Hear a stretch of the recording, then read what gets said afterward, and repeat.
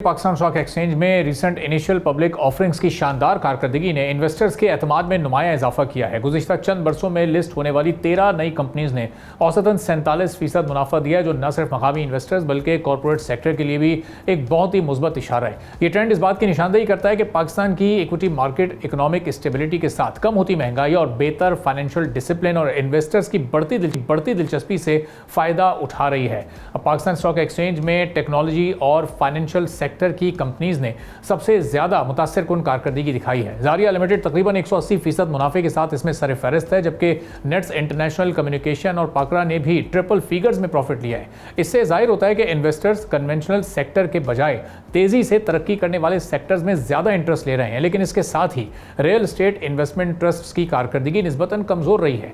3 अहम REITs में सिर्फ एक कंपनी मुनाफा देने में कामयाब रही, जबकि 2 अब भी अपनी इनिशियल कीमत से नीचे ट्रेड कर रही हैं। इसकी बुनियादी वजह गुज़िश्ता चंद बरसों के दौरान हाई इंटरेस्ट रेट रही है, जिसने प्रॉपर्टी और रेंटल इन्वेस्टमेंट की अट्रैक्शन को कम किया है। हाई इंटरेस्ट रेट के माहौल में इन्वेस्टर्स आमतौर पर हुकूमती बॉन्ड्स और फिक्स्ड इनकम वाले इंस्ट्रूमेंट्स को प्रेफर करते हैं, क्योंकि इनमें कम रिस्क के साथ बेहतर प्रॉफिट मिलता है, जिसकी वजह से REITs को ज़्यादा रेंटल प्रॉफिट देना पड़ता है और उनकी प्रॉपर्टीज़ की मार्केट वैल्यू पर दबाव आता है। यही वजह है कि टेक्नोलॉजी के साथ फाइनेंशियल सर्विसेज और एग्रीकल्चर सेक्टर्स की कंपनीज ने REITs के मुकाबले में कहीं ज़्यादा बेहतर कारकर्दगी दिखाई है। लेकिन आइंदा का मंजरनामा REITs के लिए निस्बतन बेहतर दिखाई देता है। अगर पाकिस्तान में इंटरेस्ट रेट में कमी का सिलसिला जारी रहता है तो प्रॉपर्टीज़ की वैल्यू में इजाफा कीमतों को सहारा दे सकता है। आलमी तजुर्बात से भी मालूम होता है कि इंटरेस्ट रेट में कमी के बाद REITs आमतौर पर स्टॉक मार्केट के दूसरे सेक्टर्स के मुकाबले में बेहतर कारकर्दगी दिखाते हैं। अब 2023 में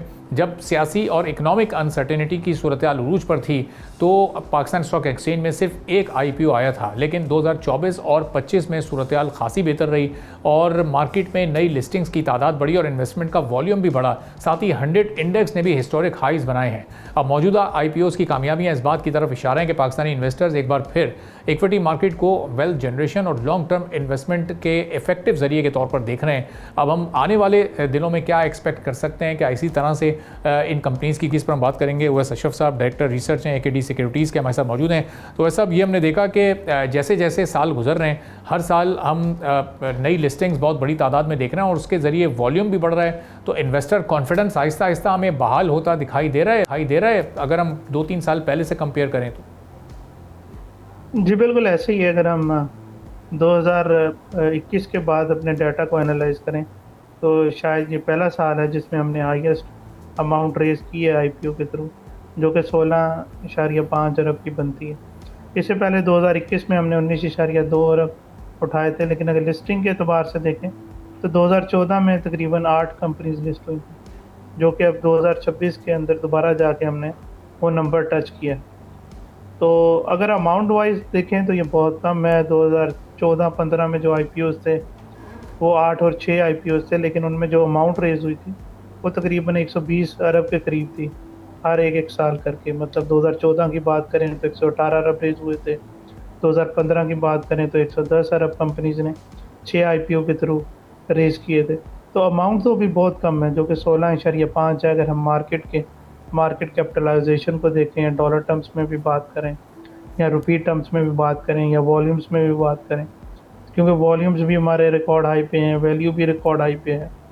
तो इन सब चीज़ों को भी अगर हम देखें तो जो भी IPO के थ्रू अमाउंट रेज़ हुई है, लेकिन अच्छी बात यह है कि मार्केट पार्टिसिपेंट्स ने जो लिस्टिंग कंपनी है उससे बढ़ के उनको उसमें सब्सक्रिप्शन भी की है पब्लिक में, जो कि एक PSX की अच्छी मार्केटिंग या जो भी IPO लेकर आ रहे हैं उनकी अच्छी मार्केटिंग की निशानदेही करता है। इस बात को इन्वेस्टर ट्रस्ट भी है कि हर IPO जो है वो ओवर सब्सक्राइब्ड हो रहा है और आसानी हो रही है कंपनीज को नया पैसा और ग्रोथ की तरफ जाने के लिए। तो वैसा ये इसमें नए इन्वेस्टर हमें ज़्यादा नज़र आ रहे हैं, जो एग्जिस्टिंग इन्वेस्टर हैं, जो मार्केट के की प्लेयर्स हैं पहले ही और इन्वेस्टमेंट का एक अच्छा तजुर्बा रखते हैं, वो इस वक्त ज़्यादा इसमें पार्टिसिपेट कर रहे हैं। देखें, जो ज़्यादातर सब्सक्रिप्शन होती है वो तो एग्जिस्टिंग इन्वेस्टर्स की तरफ से ही होती है। रिटेल में आपके पास थोड़े बहुत आ जाते हैं, या कोई ऐसा सेक्टर हो जिसका पहले IPO ना आया हो या उस कंपनीज के लोग हों, तो वो इस तरह से उसका पार्ट बन जाते हैं। तो ये एक इससे इन्वेस्टर बेस तो बढ़ता है। जैसे कि अगर हम अकाउंट्स की बात करें तो पिछले 2 साल के अंदर तकरीबन 2 लाख अकाउंट खुले हैं, जो कि अभी 5.5 लाख हो गए।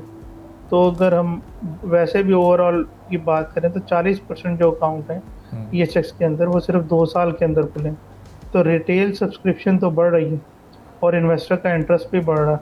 तो यही वजह है कि हमें रिकॉर्ड वॉल्यूम्स भी नज़र आ रहे हैं, रिकॉर्ड अकाउंट ओपनिंग भी नज़र आ रही है, और वही रिफ्लेक्शन है कि जो आईपीओ के अंदर हमें विटनेस हो रही है। अच्छा, ये आईपीओ साइड पर हम देख रहे हैं कि बहुत अच्छी इक्विटी जनरेट हो रही है, बड़ा अच्छा अमाउंट इस वक्त गैदर हो रहा है, लेकिन मार्केट के इंडेक्स को हम देखें, कल भी वहाँ हमने थोड़ा सा एक डाउनवर्ड ट्रेंड देखा, आज भी वो कंटिन्यूटी रही, जबकि जब स्टार्ट हुआ था मार्केट का एक अपवर्ड ट्रेंड था उस वक्त।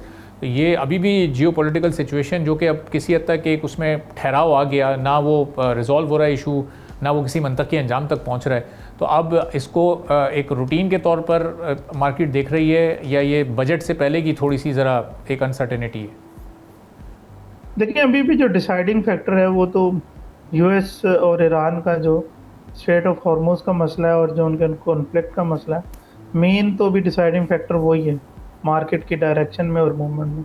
टैक्सेशन में कुछ इतना ख़ास गवर्नमेंट के पास रूम है नहीं, कुछ सेक्टर्स पे इतना फ़र्क पड़ेगा नहीं, तो वो इन्वेस्टर्स उनको इसलिए उसके लिए इतने कंसर्न नहीं है, क्योंकि जितनी हैवी टैक्सेशन पिछले 2 साल में 3 साल में हो चुकी है, तो अब टैक्सेशन की बजाय थोड़ी 1-2 रिलैक्सेशंस आएंगी, कुछ एडजस्टमेंट्स आएंगी। जैसे किसी कंपनीज़ के ऊपर अगर कस्टम ड्यूटीज़ रिड्यूस हो रही हैं तो उस पर एफईडी लग जाएगी, जनरल सेल टैक्स बढ़ जाएगा। तो इस तरह के मेजर्स होंगे, तो वो कोई आपके कॉन्ट्रैक्शनरी मेजर्स नहीं होंगे जिसका प्रेशर ले पीएसएक्स।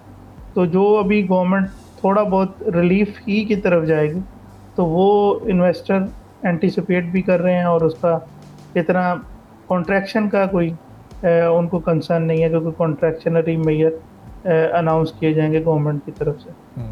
और फिर वैसे ये अगर मार्केट का कंटिन्यूसली कोई डाउनवर्ड ट्रेंड हो तो वो फिर आईपीओज़ को या उसकी इन्वेस्टमेंट को भी डिस्टर्ब करता है, क्योंकि 3-4 महीनों से तो हम ये देख ही रहे हैं कि कंटिन्यूटी के साथ मार्केट थोड़ी सी डाउन चल रही है। 190 टच करने के बाद हमने 140s में भी इसको जाते देखा है।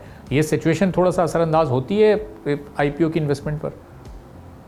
देखिए, पिछले जितने भी आईपीओज़ हुए हैं वो सारे इसी सिचुएशन में हुए हैं।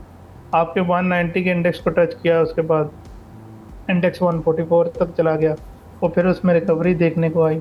लेकिन जितने भी आईपीओज़ आपके रिसेंटली हुए हैं वो इसी अनसर्टन एनवायरनमेंट के थ्रू हैं। तो ये खुशाइन बात है कि इस साल में जो आपके 8 आईपीओज़ हुए हैं अभी तक, तो उसमें आपने एक अच्छी ओवर सब्सक्रिप्शन के लिहाज से भी एक अच्छी अमाउंट आपने बिड्स भी अच्छी रिसीव की, जो कि तकरीबन 116 अरब की बनती हैं, और फिर आपने जो अमाउंट रेज़ की वो भी 16.5 अरब की थी। सब्सक्राइब करें और बेल दबाएं ताकि कोई खबर रह न जाए।